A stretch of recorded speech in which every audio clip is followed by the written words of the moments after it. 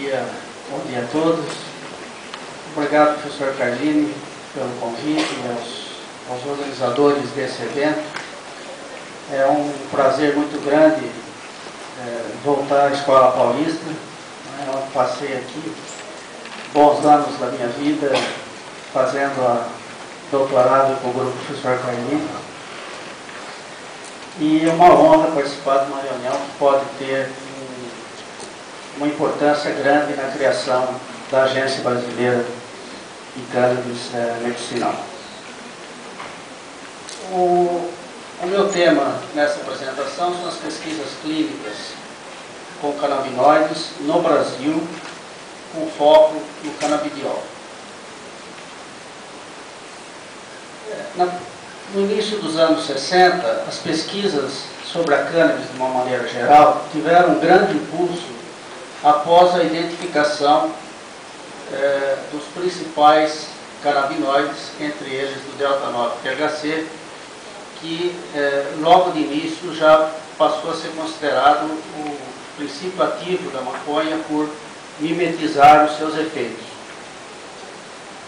Os outros canabinoides identificados nessa época, entre eles o canabidiol, por não mimetizar os efeitos da maconha, foram inicialmente considerados como substâncias inativas.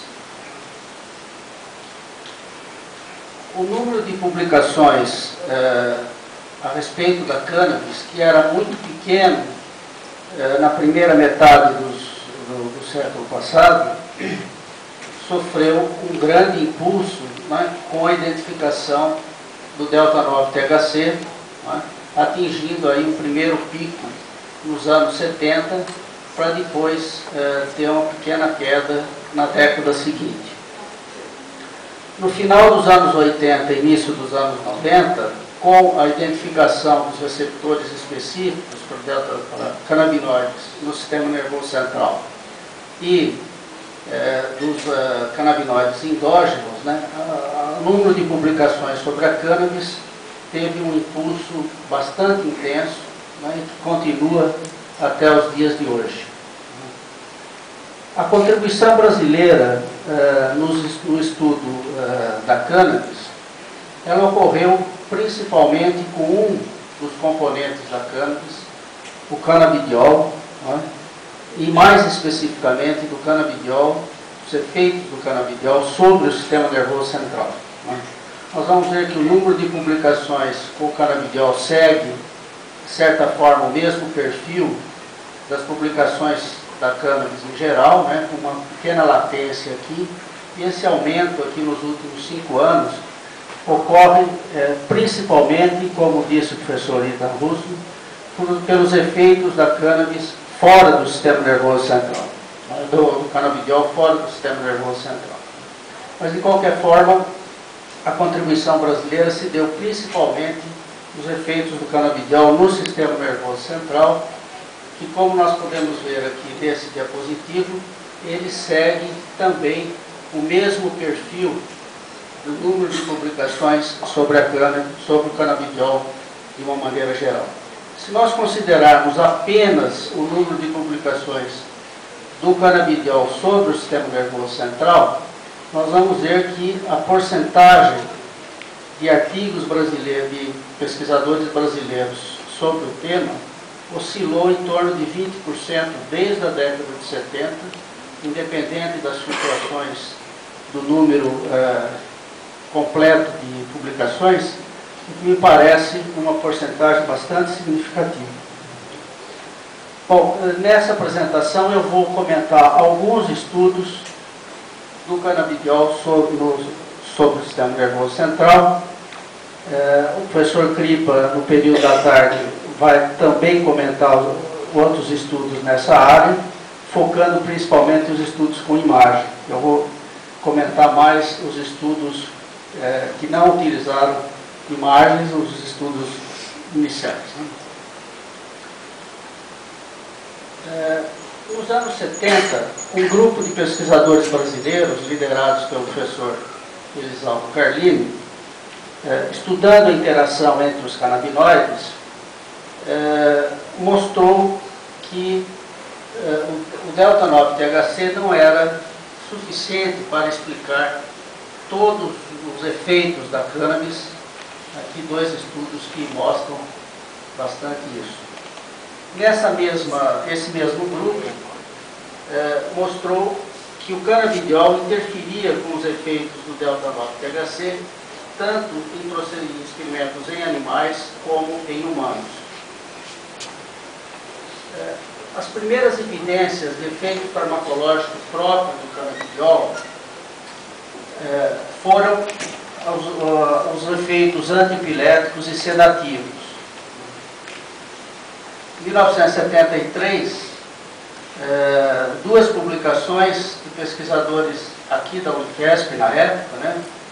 O professor Carlini, que está até hoje, o professor Ivan Esquerdo, que na época estava aqui, mostravam os efeitos do canabidiol de proteger roedores contra convulsões produzidas por uma série de procedimentos.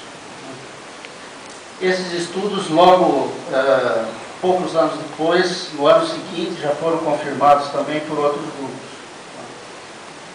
Em 1980, o grupo do professor Carlini publicou um trabalho com 15 pacientes com epilepsia do lóbulo focal do lóbulo temporal, com generalização, que eram resistentes ao tratamento.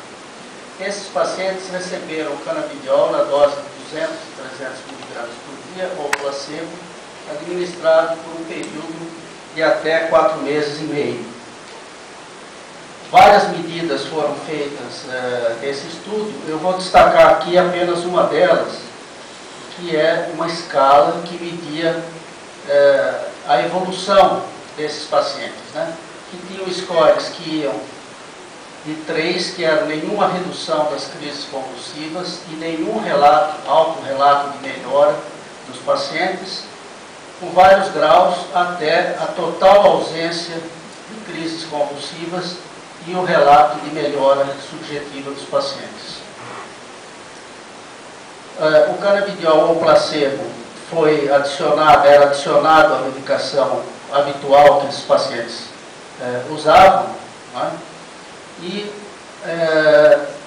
na medida de linha de base, tanto os pacientes do grupo placebo como os pacientes do grupo canabidiol tinham um score máximo aí nessa escala. Na medida final, né, nós vemos que no grupo placebo, apenas um paciente teve ausência de crises convulsivas, outro paciente teve uma melhora parcial e os demais não tiveram nenhuma melhora. No grupo canabidiol, 4 pacientes tiveram total ausência de crises, 2 pacientes tiveram melhora importante e um paciente não se alterou. Esse resultado sugerindo então fortemente que o canabidiol poderia, no mínimo, potencializar o efeito antiepilético das drogas que os pacientes já utilizavam. Em 1986, um outro estudo testou também o canabidiol em pacientes epiléticos na África do Sul, com um grupo de pacientes com retardo mental, e esse estudo não replicou esses achados em 1980. Estranhamente, nenhum outro estudo foi feito, pelo menos do meu conhecimento, do canabidiol na epilepsia até hoje, de tal forma que nós continuamos ainda sem muita certeza sobre o efeito antiepilético do canabidiol.